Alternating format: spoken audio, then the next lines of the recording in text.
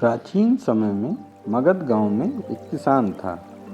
कभी उसकी फसल बहुत अच्छी होती तो कभी नहीं होती, जिससे वह किसान बहुत दुखी रहता था। उसे दुखी देखकर उसकी पत्नी बोली, क्यों, क्या हुआ, बहुत उदास हो? किसान ने वजह बताया, इसी वजह से मैं बहुत दुखी हूँ। तो किसान की पत्नी बोली, मेरी एक सहेली है, उसने महात्मा बुद्ध के बारे में उसे बताया। वो इतने चमत्कारी पुरुष हैं कि किसी भी समस्या को मिनटों में दूर कर देते हैं। आप भी जाइए ना, क्या पता हमारे सभी दुख दूर कर दें। किसान मन बना लेता है कि वह महात्मा बुद्ध से मिलने जरूर जाएगा।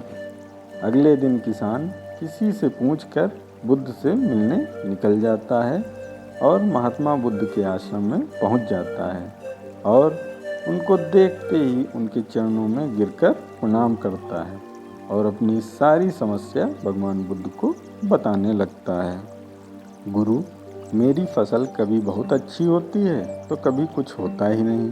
कभी कभी तो मेरी पत्नी अच्छे से रहती है और कभी कभी वह मुझसे बहुत लड़ती है, तो उससे भी बहुत परेशान हो जाता हूँ।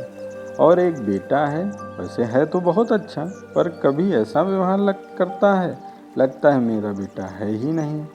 आप ही मेरे दुख का समाधान कर सकते हैं। सब बातें गौतम बुद्ध शांत होकर बड़े ही ध्यान से सुन रहे थे। तब किसान बोला, गुरु, आप कुछ बोल क्यों नहीं रहे हैं? मैं आपसे अपनी समस्या का समाधान पूछने आया हूँ और आप मौन हैं। गौतम बुद्ध बोले, ये थोड़ी ना कोई समस्या है, ये तो सबके साथ हो रहा है। कोई और समस्या हो तो बताओ। छोटा मोटा दुख तो सबको है, तुमसे ज़्यादा हर कोई दुखी है। इसी को तो जीवन कहते हैं, इसे समस्या नहीं कहते हैं। किसान बोला, मैं तो आपको बहुत ज्ञानी पुरुष समझ रहा था, पर आपको तो कुछ पता ही नहीं है। किस चीज़ के गुरु बने फिरते हो जब किसी समस्या का समाधान ही नहीं है आपके पास? पता नहीं क्यों आप लोगों के भगवान बने फिरते हो, कुछ आता जाता है नहीं, गुरु बने हो। इतना बोलकर किसान वहाँ से जाने लगा। तब गौतम बुद्ध कहते हैं, तुम्हारी इस समस्या का कोई समाधान नहीं है, पर जो दूसरी समस्या है उसका समाधान है।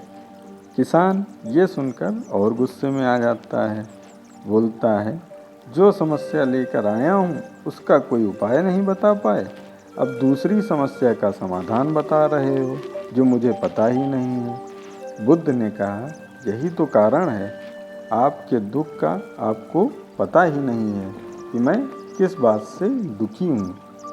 कभी दूसरों को देखना, कितने दुखी लोग हैं इस धरती पर। हमें बस कर्म करना चाहिए, फल की इच्छा नहीं करना चाहिए। क्या तुमने कभी अपने आसपास के लोगों को देखा है, वो इंसान कितना दुखी है, या सिर्फ उसी को देखा है जो सुखी है? बस उसको लेकर तुम दुखी होते हो। कभी उससे पूछो तो वो भी बोलेगा कि मैं भी दुखी हूँ। कभी किसी भी वजह से दुखी मत रहो, देखो कितने सुख की अनुभूति होती है। इस दुनिया में हर कोई दुखी है। अपनी ज़िंदगी में मन की इच्छाओं का त्याग कर दो, तब तुम सुखी हो जाओगे। क्योंकि दुख तो लगे रहते हैं, वो समय के साथ अपना रास्ता बदल लेते हैं। बस उस दुख में ना घबराओ और सुख में बहुत ज़्यादा खुश भी मत होना, अपने आप तुम्हारी समस्या खत्म हो जाएगी। किसान गुरु के चरणों में गिरकर रोने लगता है और बोलता है, आपने मेरी आंखें खोल दी, अब आपने मुझे सही मार्ग दिखाया है। भगवान, मैं अब बहुत संतुष्ट हूँ, आपकी बातों ने मेरा मन खोल दिया, मैं धन्य हो गया और अपनी की हुई गलतियों की माफ़ी मांगने लगा। उसे यह एहसास हो गया कि उसने गुरु का कितना अपमान किया है और यह भी जान गया कि समस्या होती नहीं, बस विचार की वजह बनती है। इसीलिए कभी भी ज़्यादा सोचना नहीं चाहिए, अर्थात कभी अपने दुखों से भागना नहीं चाहिए। हमें जो मिला है उसमें संतुष्ट रहना चाहिए।